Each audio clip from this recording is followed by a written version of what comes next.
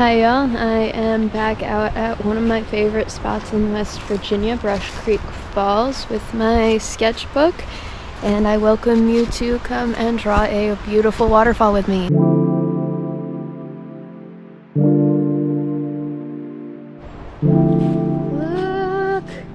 I love them! I don't know what they are. I feel like I should know what they are.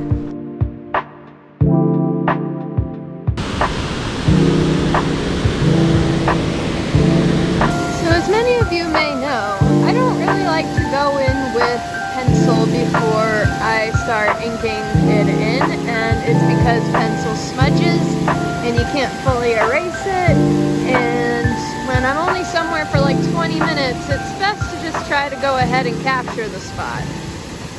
So as I'm figuring out the composition of the piece and finding those larger overall forms, I like to kind of use this chicken scratch method where I have it at the least amount of solid lines that I can and still be able to read the composition. And that way it just keeps me from, going too dark too quickly and making lines that I can't take back later. Especially in these early stages, I'm looking at the big shapes that make up the entire composition and trying not to get too hung up on the little details. But little hatching lines can help me imply the waterfall so that I don't accidentally have them looking rigid like rocks. One really cool thing that I've noticed about painting and drawing waterfalls is that they'll have these patterns, and as you go further down the waterfall, they get more chaotic and further apart, and it's just a really cool way to imply the motion and really capture the falling of the water. And as I'm going into the rocks and trying to capture their shadows and form, I don't want them to lack energy either, so I like using this scribble method in order to not only capture more organic textures within the rocks, but to make sure that they're not left out of all of the energy.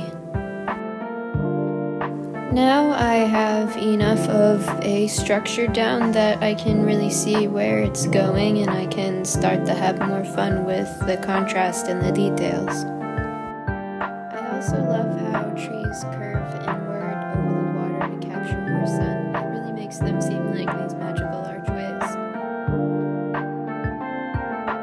For the line at the bottom of the waterfall, I like to make sure that it's as bumpy as possible to replicate the ripples.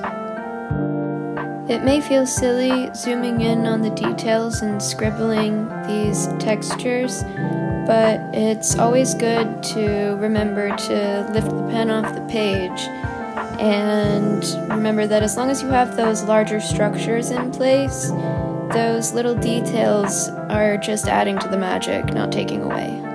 The darker the shading, the thinner the waterfall, so if you want a billowing, huge waterfall, make sure you don't color it in all the way. Likewise, if it's a little trickle, get in that contrast. It'll be your best friend. So in addition to these scribbles in the water, I like to add little sparkles to show where it really shines, and that kind of just makes it stand out from regular ground. But keeping these scribbles horizontal will really help drive that shadow, because as you can see, we got the waterfall casting this shadow on the pool below.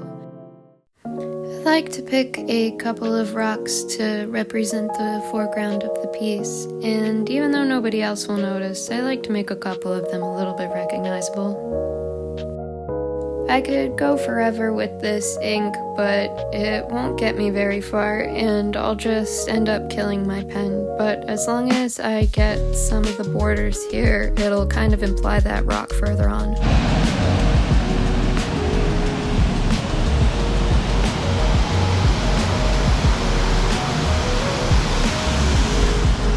With watercolors, you always want to go extremely light with the colors at first. So for the gold, I'm going to get some of that yellow ochre, and I'm going to start going in over here and kind of testing that color.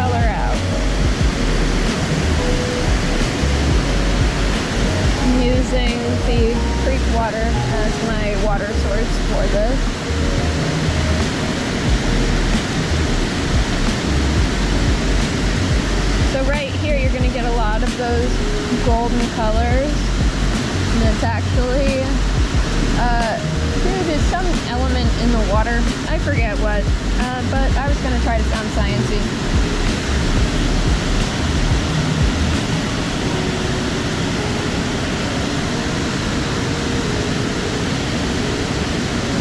And then back here, there's going to be a lot more greens. And again, just really, really light with the colors.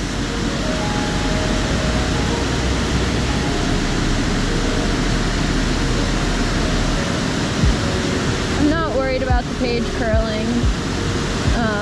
It'll uncurl eventually. And then as I'm getting into the shadowy parts up here, I'm going to be using some of this more blue colors and just go in between the waterfall at first.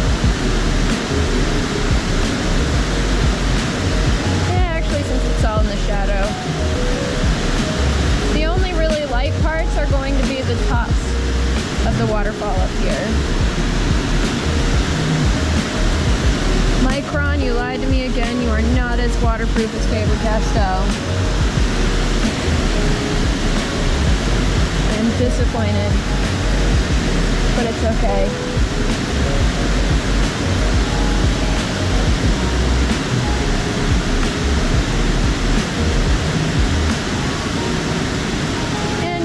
Put so much detail into the underpainting.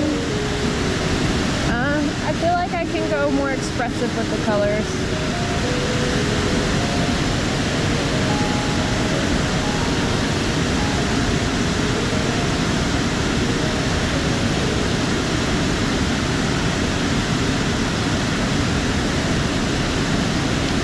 And for the sky, to go like full blue.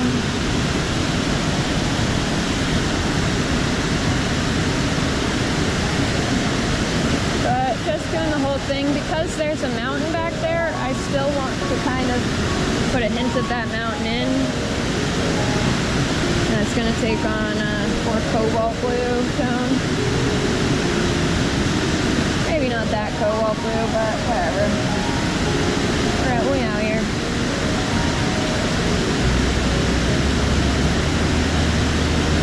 That was more the color that I was looking for.